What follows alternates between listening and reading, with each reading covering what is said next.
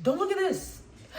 I put a lot of I use natural deodorant. Okay, you have to put a lot on. Intended, but do you feel the same? Lovers, late at night, I will be right here too. Out of sight, love is under. Hello everybody, it's your girl Imani P from the DMV. You already know where I'm at, know where I be. Welcome to my channel, imaniversus, where I talk about music, culture, and more. Today, I've been wanting to do this video for a minute. Imani versus Tyga. How is he still doing it? I need to know. Who does he know and what does he know? Because how is he still doing it? Okay? It's just gonna be a history of Tyga, and it's gonna be me asking how. And I want people to put in the comments below how. How do you think he's doing it? Anyway, if you haven't already, make sure you like, comment, share, and subscribe to this video on this channel. And check out my Spotify, imaniversus, and then check out my music blog, blog. All the links are in the description below, honey. Let's get this started, be it. So, Tyga, also known as Michael Ray Stevenson, was born in Compton, California, back in 1989. And I want you to remember that year, 1989, because when I get to the Kylie part, we can talk about what year she was born, because she was born like 10 years later, and what year he was born. Okay, we'll get to that though. His parents are Jamaican and Vietnamese, and around 11 or 12 years old, he moved to Gardena, California. I never heard of that.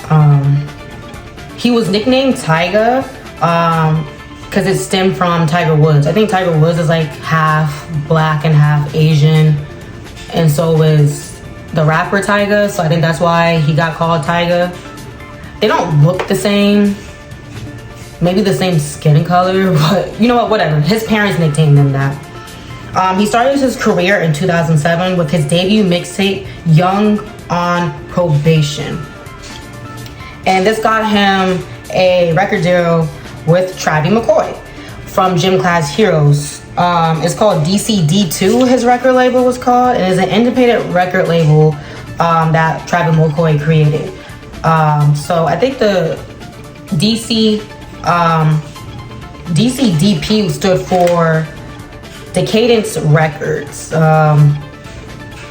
So Travis McCoy, Gym Class Heroes, I don't know if y'all know the song that went, hey, look at my girlfriend, she the only one I got, la, la, la. That guy,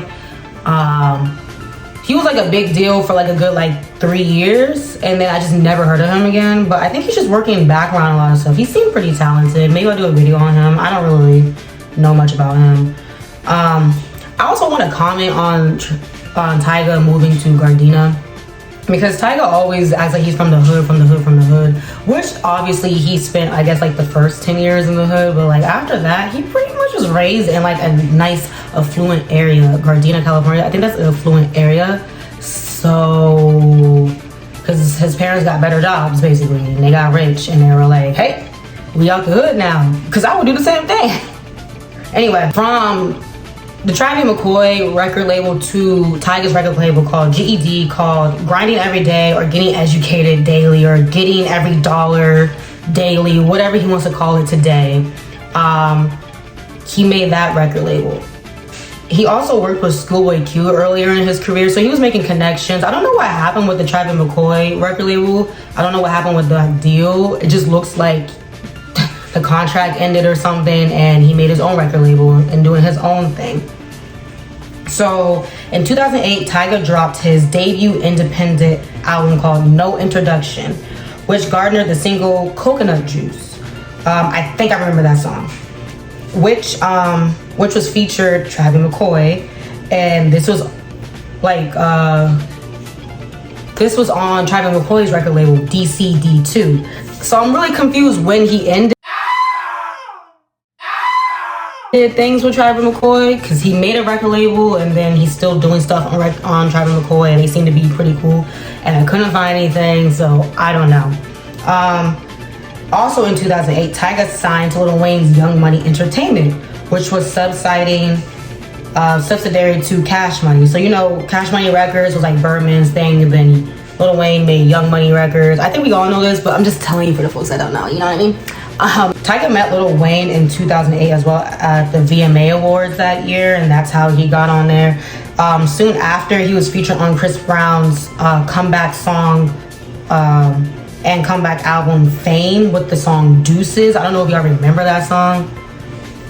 The song was really popular because it was like an ode to like Rihanna, because you know he like, you know what I mean?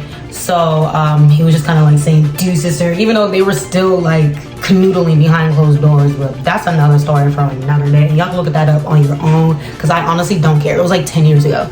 Anyway, this song Deuces was also nominated for a Grammy for the 53rd Grammys that year for best rap song collaboration, because I think it had Kanye on there, T.I., Tyga, Kevin McCall. Like it had like a bunch of remixes on. Like, when Lil Nas X had a bunch of remixes for Old Town Road, that's how it was for Deuces. It was like 3 remixes. It was a big song at the time. I personally thought the song was okay. It was cute. It was cute. So now we're in 2012. So that was all in 2008. So he had a big career in 2008. So now we're in 2012. And Tyga drops Careless World, Rise of the Last King under Young Money, Cash Money Entertainment and Universal Republic Records. Now my thing is, like, I feel like every Young Money artist, I don't know what Drake and Nicki Minaj contract looks like, I feel like all of them lose money because they be signed to they be signed to Republic Records, then it's like Cash Money, then it's Young Money, and then like where did their money come in? You know what I mean? It's too many people you have to pay off. When do you get rich? That's why those rumors that Tyga's broke, I low-key believe. Cause why are you putting credit allegedly on your son? He's not even like 21. He's like a little ass kid. Anyway, that's so ghetto. Let's move on. The album proceeded after the mixtape Bitch I'm the Shit, which dropped in 2011, and the singles that came from that are Far Away, Still Got It, Rack City, and Faded. So I remember the songs Rack City and Faded. They were the popular ones that used to be played a lot on MTV Jams, MTV2, on the radio. Faded featured Lil Wayne, so I used to hear that on the radio.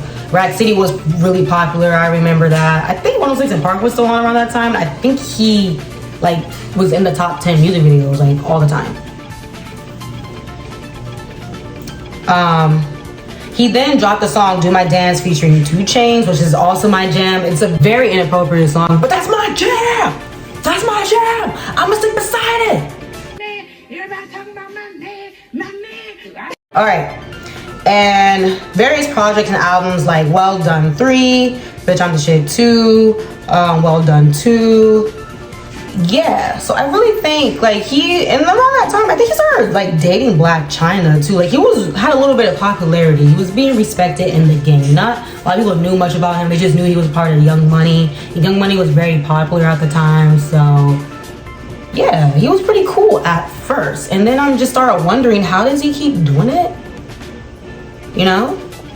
So around the time I started jumping off the Tyga train, just in general, I just thought he was kind of like a whack rapper. Like he was just okay to me. He was never like super amazing. He had the jams, of course. It was on the radio. I used to have fun to it when I used to come on MTV jams and BET jams. But overall, like I just thought he was kind of like, it was kind of like Lil Wayne, Nicki, Drake, and then like the second tier people was like Tyga and that other little boy, like that other little boy that used to make music. It was just like, I didn't really take him serious.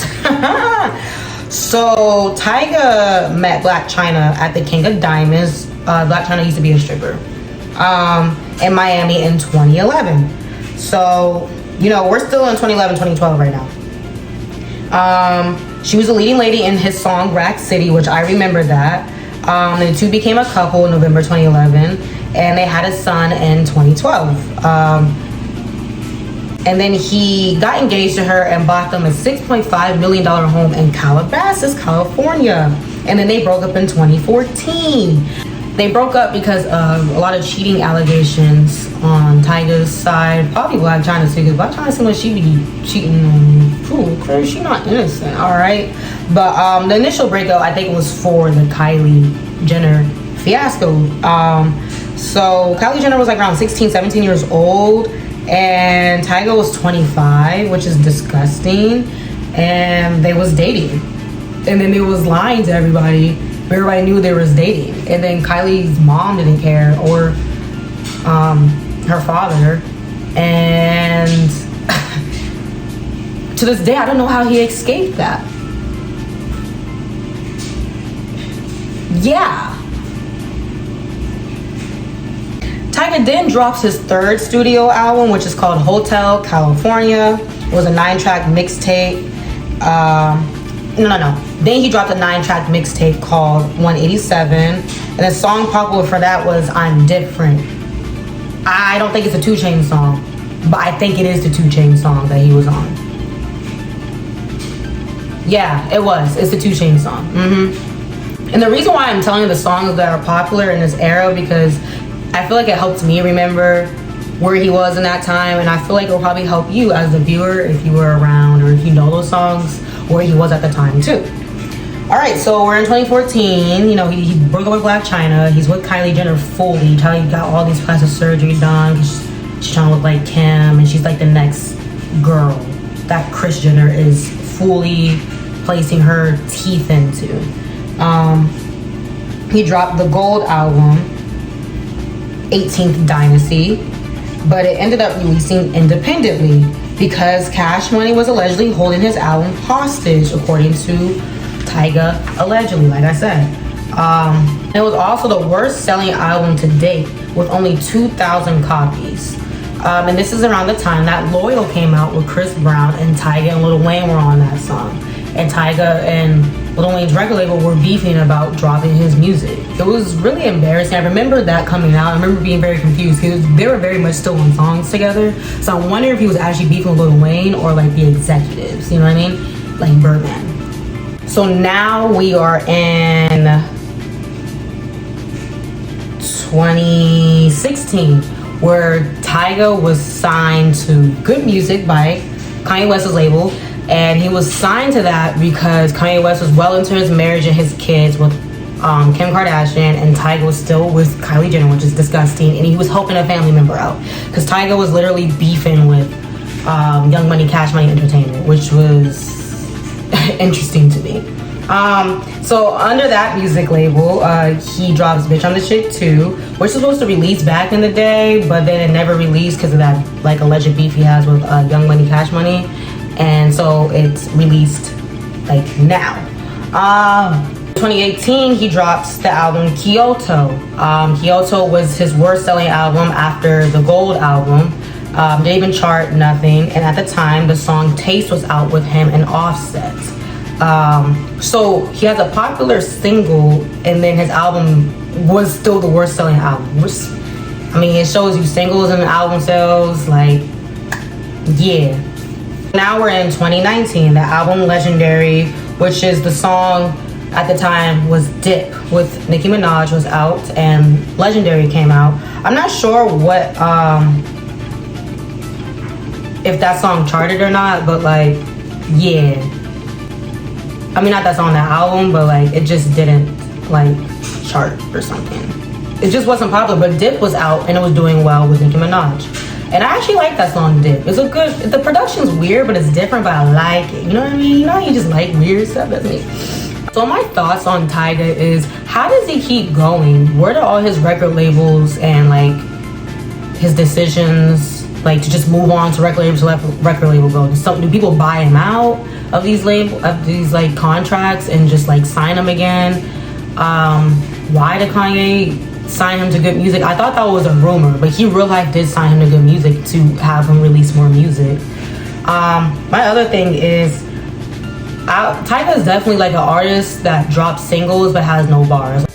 Like right now, he's dropping songs with Doja Cat and stuff currently, try to keep his name in there, trying to make like a little bit of money through streams, I guess, or something, or just relatively popular. And it's just like, what are you doing with Doja Cat? Why are you doing music with her? I want to know. I'm gonna do a video on Doja Cat. Maybe I'll find out why. I feel like he had a good start, but I don't know what happened. He just became lame and corny. I guess since the Kylie thing and people found out he really wasn't from Compton. He grew up in a nice area in Gardena. He just started becoming more and more lame. I guess people started realizing that his bars aren't as good as we probably thought. He's just, I don't know. I just want to know how he keeps doing it. He's one of those artists that I dislike for literally no reason. And I just wanted to do this video just to, you know, put some light on Tyga. You know, he deserves some credit. But also, he doesn't deserve credit, because what are you doing with Kylie Jenner when she was like 16 and you're like 25 years old? What do you have in common with a 16-year-old when you're 25? I don't have anything in common with even like 21 years old and I'm 25,000 years old. Anyway, y'all let me know how you feel about Tyga in the comments below. Make sure you like, comment, share, and subscribe to this video on this channel, and I'll see y'all real soon. Standing, get it right. What I need for you is everlasting. Lovers at night, I might regret everything. What's it worth? Yeah, can't keep on no more, especially when I'm so